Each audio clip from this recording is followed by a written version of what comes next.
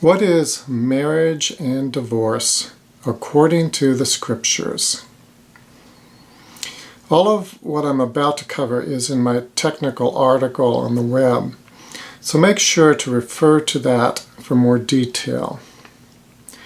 What you're going to hear is going to be different than what you've heard before in all of the debates and discussions about it, so bear with me. Traditions of man, justification for past actions, flesh, hormones, raw sexual and emotional feelings play heavily into the stands that people take on the subject.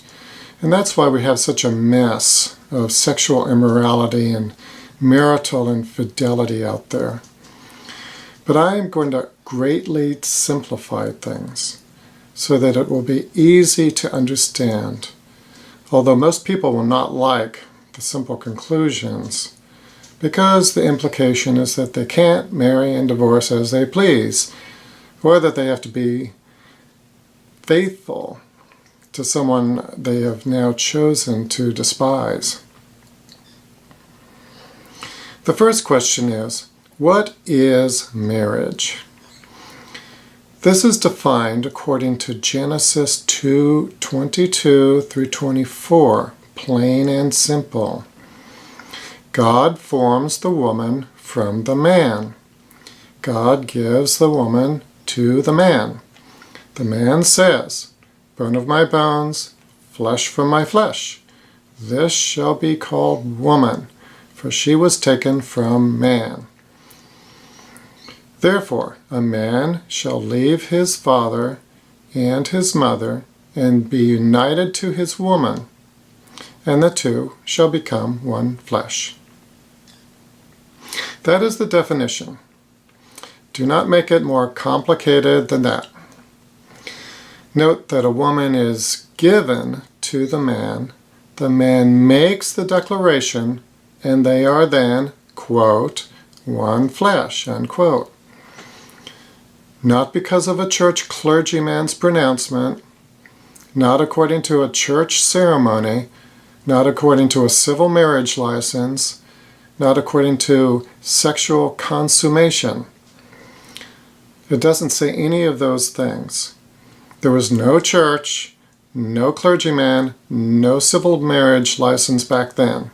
It doesn't say anything about sexual consummation. And all through the Bible, through history, and through modern times, people at various times were engaging in illicit sex that didn't make them married either. Now, obviously, the two that are one flesh are not physically one flesh, as in one physical, biological body.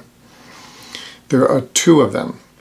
But the declaration is powerful and it is binding, such that they are now called and considered one flesh. By contrast, almost all marriage now, even in Christian tradition, is viewed as a social contract, at best a religious social contract. A wedding is performed by a religious clergyman in a church ceremony, which is what most consider under God, whatever that's supposed to mean. And then a civil marriage license is issued by a godless secular judge in a godless secular civil court, which makes them officially considered married, legally married, essentially by the secular civil marriage license that contains a notarized signatory attestation by an ordained clergyman, although that is actually optional, since you can also just appear together before the judge. You see right away that the ordained clergyman's signature is subordinate to the civil authority. He just acts like a notary public. Now, I'm not objecting to the civil marriage license or the civil court. Such is needed for civil purposes to establish the civil legality of the marriage. for the sake of legal property, identifying legal parents, legal inheritance, and so on, regardless of whether the government is godly or secular. But here's where the obvious hypocrisy starts. At some point, the couple don't get along with each other, and one or the other or both are viewed to be, in one way or another, in contempt of that social contract. The proof that it is a social contract and not Bible-based, one flesh, is that the couple then go to the secular, godless judge in the secular, godless civil court and get a divorce certificate to, quote, end the marriage, unquote. Without exception, the couple never goes back to the religious clergyman to have a religious ceremony in a church to, quote, end the marriage, unquote. They go to what they, in practice, and for all intents and purposes, are considering a higher authority than the clergyman, a higher authority than the church, and a higher authority than the Word of God, so that they can, quote, end the marriage, unquote. In fact, the religious clergyman, the church, and the Word of God are viewed by all concerned as having no authority to, quote, end a marriage, unquote.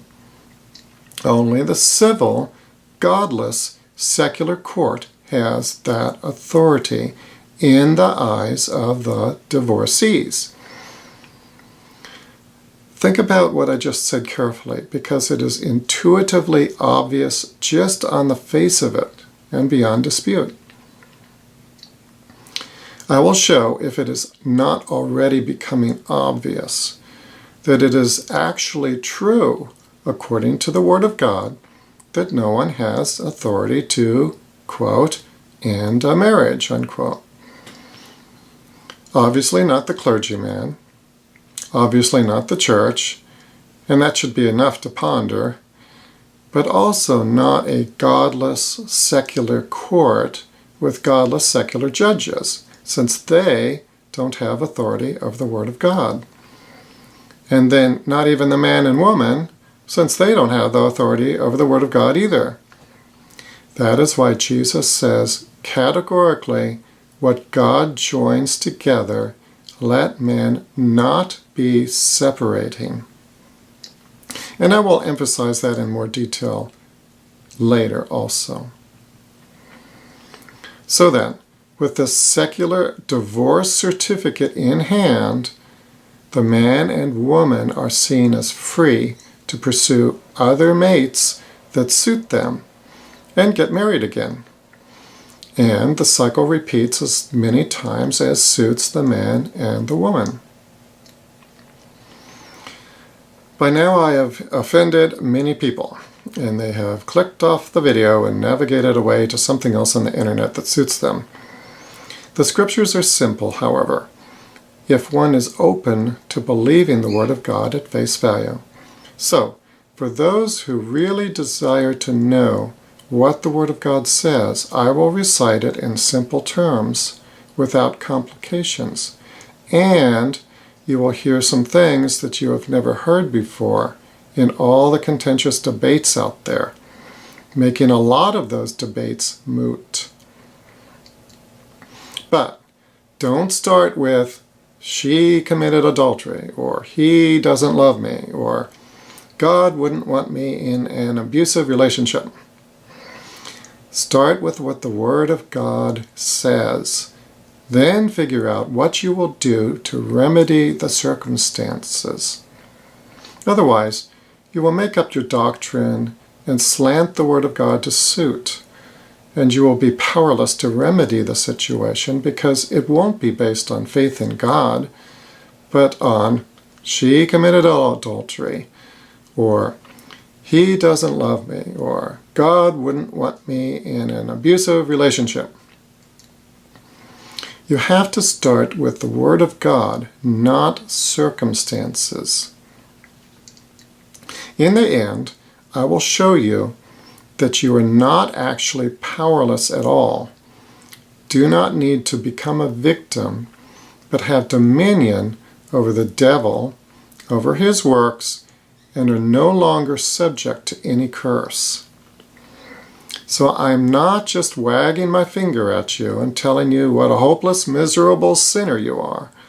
So bear with me here and you will see.